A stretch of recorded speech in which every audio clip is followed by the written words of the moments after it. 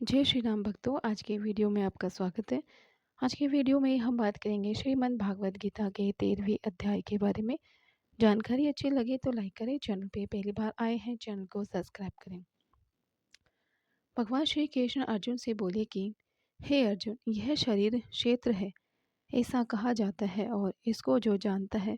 उसको क्षेत्रज्ञ, ऐसा उनके तत्व को जानने वाले ज्ञानी जन कहते हैं। और हे अर्जुन, तो सब क्षेत्रों में क्षेत्रज्ञ अर्थात जीवात्मा भी मेरे को ही जान, और क्षेत्र क्षेत्रज्ञ का अर्थात विकार सहित प्रकृति का और पुरुष का जो तत्व से जानना है वह ज्ञान है, ऐसा मेरा मत है। इसलिए वह क्षेत्र जो और जैसा है तथा जिन विकारों वाला है और जिस कारण से जो हुआ, तथा वह क्षेत्रज्ञ भी जो है और जिस प्रभाव वाला है, वह संक्षेप में मेरे से सुन। यह क्षेत्र और क्षेत्रज्ञ का तत्व ऋषियों द्वारा बहुत प्रकार से कहा गया है। नाना प्रकार के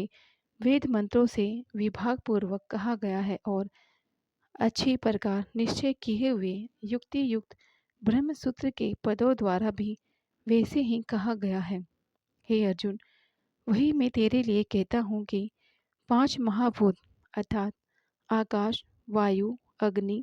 जल और पृथ्वी का सूक्ष्म भाव अहंकार, बुद्धि और मूल प्रकृति अर्थात त्रिगुणमयी माया भी, तथा 10 इंद्रियां अर्थात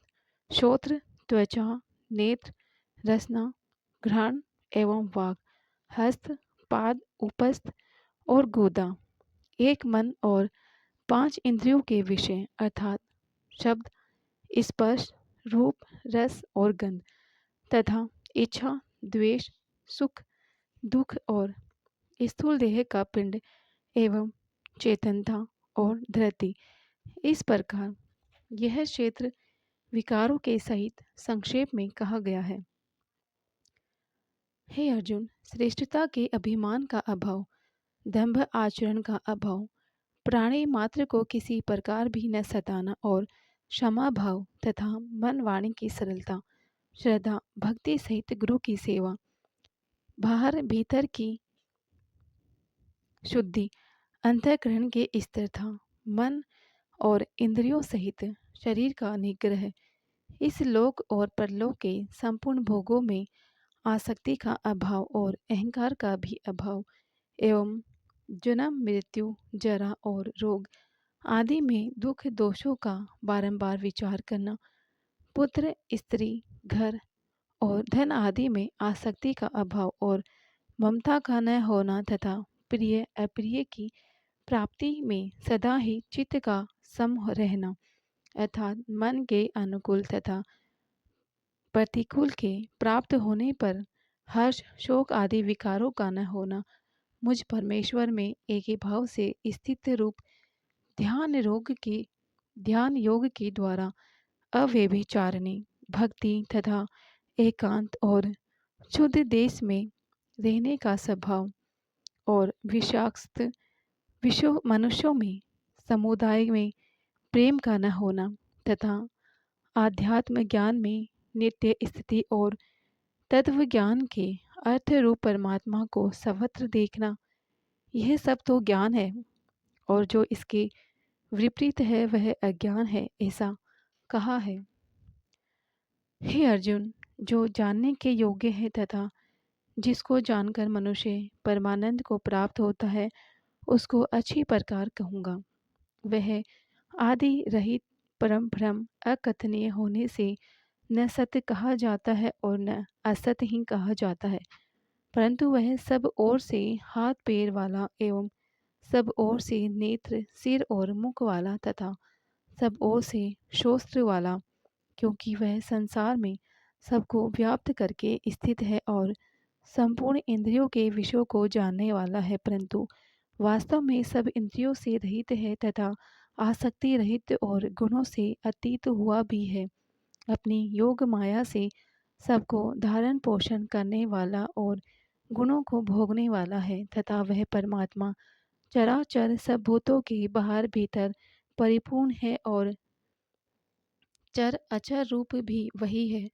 और वह सूक्ष्म होने से अविज्ञ तथा अति समीप में और दूर में भी स्थित वही है, और वह विभाग रहित एक रूप से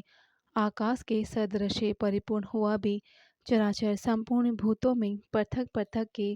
सदृश स्थित प्रतीत होता है, तथा वह जानने योग्य परमात्मा विष्णु रूप से भूतों को धारण पोषण करने वाला और रुद्र रूप से संहार करने वाला तथा ब्रह्मा रूप से सबका उत्पन्न करने वाला, वह ब्रह्म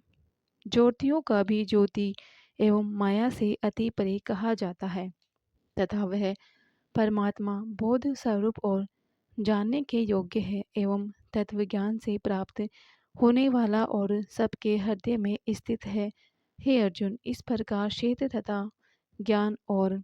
जानने योग्य परमात्मा का स्वरूप संक्षेप से कहा गया है। इसको तत्व से जानकर मेरा भक्त मेरे को स्वरूप को प्राप्त होता है। हे अर्जुन, प्रकृति अर्थात त्रिगुणमयी माया, मेरी माया और जीवात्मा अर्थात क्षेत्रज्ञ, इन दोनों को ही तू अनादि जान और राग द्वेष आदि विकारों को तथा त्रिगुणात्मक संपूर्ण पदार्थों को भी प्रकृति से ही उत्पन्न हुए जान, क्योंकि कार्य और कारण के उत्पन्न करने में हेतु प्रकृति कही जाती है और जीवात्मा सुख दुखों में उपभोक्तापन अर्थात भोगने में हेतु कहा जाता है। परंतु प्रकृति में स्थित हुआ ही पुरुष प्रकृति से उत्पन्न हुए त्रिगुणात्मक सब पदार्थों को भोगता है और इन गुणों का संग ही इस जीवात्मा के अच्छी बुरी योनियों में जन्म लेने में कारण है। वास्तव में तो यह पुरुष इस देह में स्थित हुआ भी पर त्रिगुणमयी माया से सर्वथा अतीत ही है, केवल साक्षी होने से उपद्रष्टा और यथार्थ सम्मति देने वाला होने से अनुमंता एवं सबको धारण करने वाला होने से भर्ताजीव रूप से भोक्ता तथा भ्रम आदि को भी स्वामी होने से परमेश्वर और शुद्ध सच्चिदानंद घन होने से परमात्मा ऐसा कहा जाता है। इस प्रकार पुरुष को और गुणों के सहित प्रकृति को जो मनुष्य तत्व से जानता है, वह सब प्रकार से बढ़ता हुआ भी फिर नहीं जन्मता, अर्थात पुनर्जन्म को प्राप्त नहीं होता। हे अर्जुन, उस परम पुरुष परमात्मा को कितने ही मनुष्य तो शुद्ध हुई सूक्ष्म बुद्धि से ध्यान के द्वारा हृदय में देखते हैं तथा अन्य कितने ही ज्ञान योग के द्वारा देखते हैं और अपर कितने ही निष्काम कर्म योग के द्वारा देखते हैं, परंतु इनमें दूसरे अर्थात जो मन बुद्धि वाले पुरुष हैं, वे स्वयं इस प्रकार न जानते हुए दूसरों से अर्थात तत्व के जानने वाले पुरुषों से सुनकर ही उपासना करते हैं, अर्थात उन पुरुषों के कहने के अनुसार ही श्रद्धा सहित तत्पर हुए साधन करते हैं और वे सुनने के परायण हुए पुरुष भी मृत्यु रूप संसार सागर को निसंदेह तर जाते हैं। हे अर्जुन, यावन मात्र जो कुछ भी स्थावर जन्मज वस्तु उत्पन्न होती है, वह संपूर्ण तो तू क्षेत्र और क्षेत्रज्ञ के संयोग से ही उत्पन्न हुई जान, अर्थात प्रकृति और पुरुष के परस्पर के संबंध से ही संपूर्ण जगत की स्थिति है। वास्तव में तो संपूर्ण जगत नाशवान और क्षणभंगुर होने से अनित्य है। इस प्रकार जानकर जो पुरुष नष्ट होते हुए सब चराचर भूतों में नाश रहित परमेश्वर को संभाव से स्थित देखता है, वही देखता है, क्योंकि वह पुरुष सब में संभाव से स्थित हुए परमेश्वर को समान देखता हुआ अपने द्वारा आपको नष्ट नहीं करता, अतः शरीर का नाश होने से अपनी आत्मा का नाश नहीं मानता। इससे वह परम गति को प्राप्त होता है। और जो पुरुष संपूर्ण कर्मों को सब प्रकार से प्रकृति से ही किए हुए देखता है, अर्थात इस बात को तत्व से समझ लेता है कि प्रकृति से उत्पन्न हुए संपूर्ण गुण ही गुणों में बरतते हैं तथा आत्मा को अकर्ता देखता है, वही देखता है। और यह पुरुष जिस काल में भूतों के न्यारे न्यारे भाव को एक परमात्मा के संकल्प के आधार स्थित देखता है तथा उस परमात्मा के संकल्प से ही संपूर्ण भूतों का विस्तार देखता है, उस काल में सच्चिदानंद घन ब्रह्म को प्राप्त होता है। हे अर्जुन, अनादि होने से और गुणातीत होने से यह अविनाशी परमात्मा शरीर में स्थित हुआ भी वास्तव में न करता है और न लिपायमान होता है। जिस प्रकार सर्वत्र व्याप्त हुआ भी आकाश में सूक्ष्म होने के कारण लिपायमान नहीं होता, वैसे ही सर्वत्र देह में स्थित हुआ भी आत्मा गुणातीत होने के कारण देह के गुणों से लिपायमान नहीं होता। हे अर्जुन,